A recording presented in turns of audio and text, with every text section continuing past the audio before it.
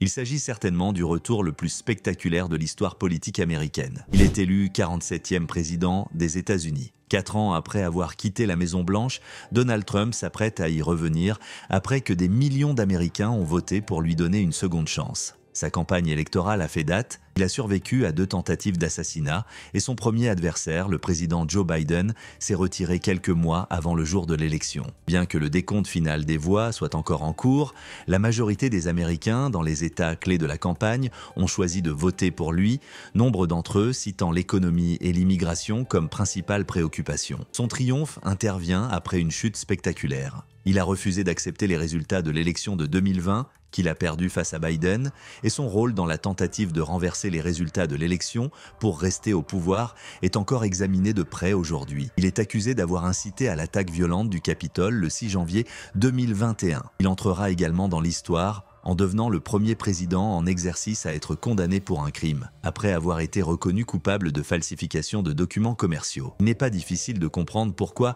il est un personnage profondément polarisé. Tout au long de la campagne, M. Trump a usé d'une rhétorique incendiaire, faisant des blagues grossières et menaçant de se venger de ses ennemis politiques. Retour sur ce qu'il a promis de changer et les changements possibles auxquels on doit s'attendre d'ici la fin de son mandat. Mettre fin à la guerre en Ukraine en 24 heures. Lors de sa campagne, il a déjà assuré à plusieurs reprises qu'il pouvait négocier un accord de paix entre l'Ukraine et la Russie en moins d'une journée pour un conflit qui dure depuis plus de 2 ans. Il n'a pas encore annoncé publiquement comment il comptait s'y prendre, mais le Washington Post a réussi à en savoir plus grâce à l'entourage du président des États-Unis. Il aurait ainsi proposé de mettre la pression sur l'Ukraine pour la forcer à renoncer à la péninsule de Crimée et à la région frontalière occidentale du Donbass. Trump aurait également déclaré que les 2 parties veulent garder la face et chercher une issue à la guerre. Selon lui, pour les Ukrainiens qui habitent dans ces régions, il serait acceptable de rejoindre la Russie. Pourtant, l'arrêt de la guerre au début de l'année 2025 est loin d'être une certitude. Pour que Zelensky accepte les conditions iniques qui lui seraient imposées, il faudrait une majorité à la Chambre pour stopper l'aide à l'Ukraine, que l'Europe cesse son aide militaire et financière et que les Ukrainiens renoncent réellement à récupérer le Donbass et la Crimée. Rien de tout cela n'est encore joué. Imaginons que si jamais ce scénario se produisait, l'attaque de la Russie contre un pays de l'OTAN serait à prévoir dès 2029, au terme du prochain mandat Trump.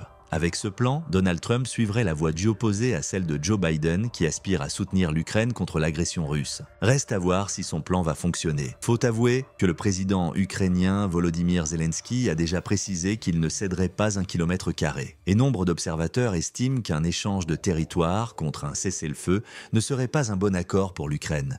Rien ne dit que cela mettrait un terme aux ardeurs guerrières de Vladimir Poutine. Musk dans son gouvernement, tout au long de la campagne présidentielle, Musk a parié gros et une fois de plus, il a gagné. Depuis que le milliardaire a donné son appui à Donald Trump, en juillet, il est devenu l'un des plus ardents soutiens du candidat républicain. Non seulement il a sauté de joie aux côtés de Donald Trump dans ses meetings, mais ses donations s'élèveraient à 118 millions de dollars. Son enthousiasme l'a même conduit à des actions d'une légalité douteuse, comme le fait d'organiser notamment une loterie avec un chèque d'1 million à la clé par jour à des électeurs de 6 swing states, signataires d'une pétition d'inspiration libertarienne. Pendant sa campagne, Donald Trump a annoncé qu'il chargerait Elon Musk d'un audit du gouvernement en vue de réformes profondes, entre coupes claires dans les budgets fédéraux, baisse d'impôts et déréglementation. Ce mercredi matin, le géant de la tech a publié un photomontage de lui entrant dans le bureau ovale avec un lavabo dans les bras. Il s'agit d'un clin d'œil à une autre photo de lui quand il avait racheté Twitter.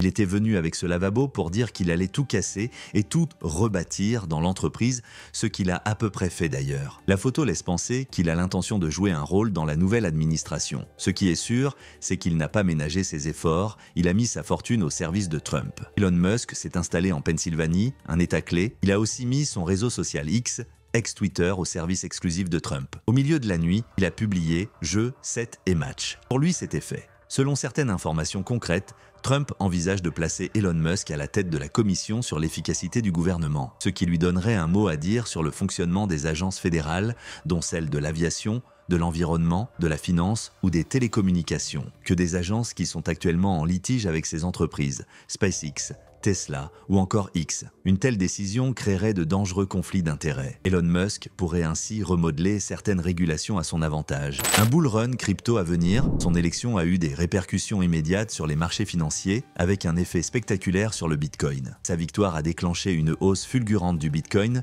qui a franchi le cap des 75 000 $, atteignant ainsi un nouveau sommet historique, ATH, après celui de mars 2024. Ce mouvement reflète l'enthousiasme croissant des investisseurs institutionnels pour les crypto-monnaies. Cette réaction de l'écosystème crypto est d'autant plus difficile à comprendre si vous vous êtes arrêté quelques années auparavant dans le feuilleton Donald Trump et les crypto-monnaies. Historiquement, Donald Trump s'est montré critique envers le Bitcoin et les crypto-monnaies. En 2019, alors président, il déclarait « Je ne suis pas fan du Bitcoin et des autres crypto-monnaies » qui ne sont pas de l'argent et dont la valeur est très volatile et basée sur du vent. L'histoire avait donc mal commencé entre les deux. Mais petit à petit, Trump a complètement changé son fusil d'épaule. En 2024, Trump a opéré un revirement notable sur ce sujet, compte tenu de ses déclarations tout au long de sa course présidentielle. Il a non seulement accepté des dons en crypto-monnaie pour sa campagne, mais a également promis de conserver 100% des bitcoins détenus par le gouvernement américain pour en faire un noyau dur de réserve stratégique nationale. Décret contre la théorie critique de la race. Il a promis que dès sa première journée,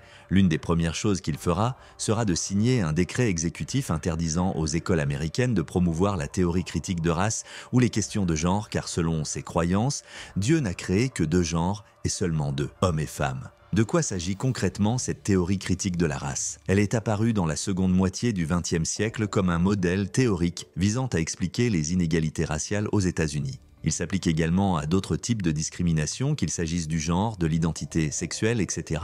Le développement académique de la théorie critique de la race est attribué à un groupe de professeurs considérés comme radicaux à la fin des années 1980 qui ont adopté de nombreuses lignes de pensée considérant le mouvement des droits civiques des années 1960 comme une œuvre inachevée. Certains de ces plus ardents défenseurs estiment qu'il est impossible d'éliminer les inégalités avec les structures existantes, ce qui nécessite une restructuration presque complète d'institutions telles que la police ou les établissements d'enseignement. Cette théorie explique concrètement que la discrimination à l'encontre d'une personne en raison de sa race n'est pas un problème qui n'existe qu'à l'intérieur de l'individu, mais qu'il a été transféré aux structures sociales dans lesquelles nous vivons, ce qui se reflète dans les institutions ou les lois. Il est revenu d'actualité en 2022 après un procès chargé d'émotions.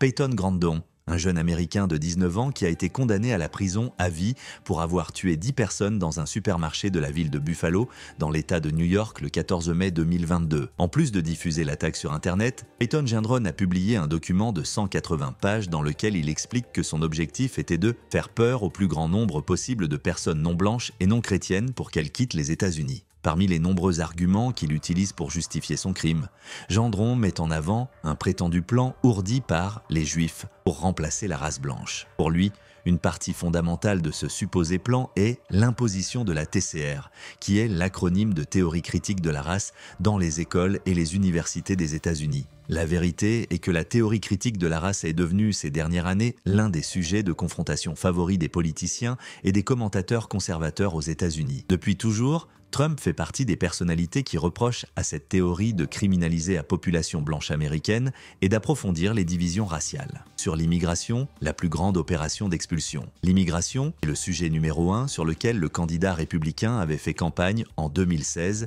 et à nouveau en 2024. Après son projet de construction d'un mur le long de la frontière mexicaine, Donald Trump a promis la plus grande opération d'expulsion de migrants clandestins de l'histoire du pays. En outre, il souhaite aussi empêcher les agences fédérales d'accorder automatiquement la citoyenneté américaine aux enfants d'étrangers en situation irrégulière, une révision du droit du sol, ce qui serait contraire au 14e amendement de la Constitution américaine. Protectionnisme et baisse des impôts. Sur le plan économique, le programme de Donald Trump est soutenu par plusieurs personnalités du monde des affaires, et notamment, comme je le notifiais plus haut, par le patron de Tesla et X, Elon Musk. Parmi les mesures fortes qu'il soutient, Donald Trump veut taxer de 10 à 20% en plus l'importation de produits étrangers et même jusqu'à 60% pour les produits en provenance de Chine. Des droits de douane importants pour financer, selon lui, une baisse des impôts sur le revenu des Américains après plusieurs années de forte inflation. Le candidat républicain s'est aussi engagé à faire des États-Unis la capitale mondiale du Bitcoin et des crypto-monnaies. Sur le volet fiscal, il veut rendre libres d'impôts les revenus issus de la sécurité sociale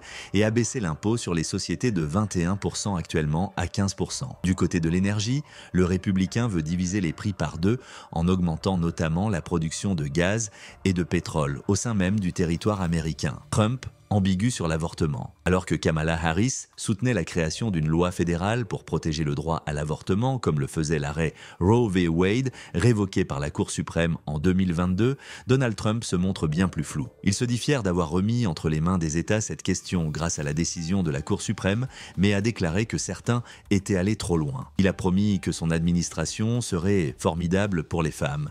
Mais certains craignent, après des propos ambigus de sa part, qu'il utilise son pouvoir présidentiel pour limiter l'accès aux médicaments utilisés dans les avortements médicamenteux. Bon voilà, on est à la fin de notre tour d'horizon de ce qui pourrait changer et vont sûrement changer avec son deuxième mandat. Il est connu pour ses décisions osées,